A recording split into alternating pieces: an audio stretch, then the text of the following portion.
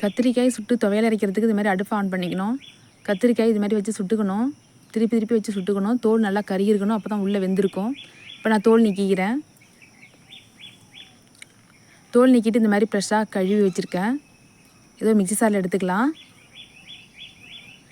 இதோட 6 காஞ்ச மிளகாயை வறுத்து சேர்த்துக்கிட்டேன். இப்போ கொஞ்சம் புளிக்கரைசலையும் இதோட சேர்த்துக்கிறேன். இப்போ தேவையான அளவு கல் உப்பு சேர்த்துக்கிட்டேன். இது மிக்ஸி சாரில் அரைச்சிட்டு வந்துடலாம். இப்போது அடுப்பில் எண்ணெய் சட்டி வச்சாச்சு. எண்ணெய் ஊற்றியாச்சு. எண்ணெய் காஞ்சதும் கடுகு போட்டுக்கலாம். கடுகு பொரிஞ்சதும் உளுத்தம் பருப்பு சேர்த்துக்கலாம். இப்போ வெங்காயம் சேர்த்துக்கலாம்.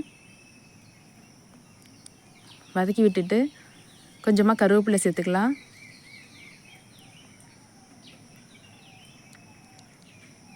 இப்போது துவையலையும் சேர்த்து நல்லா கலந்து விட்டுக்கலாம்.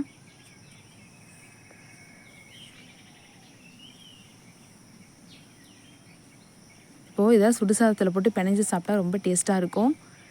இந்த கருவேப்பிலையும் அதோட சேர்த்து சாப்பிடணும். அப்போ தான் ரொம்ப டேஸ்ட்டாக இருக்கும். நீங்களும் செஞ்சு பாருங்கள். ஓகே, பாய்.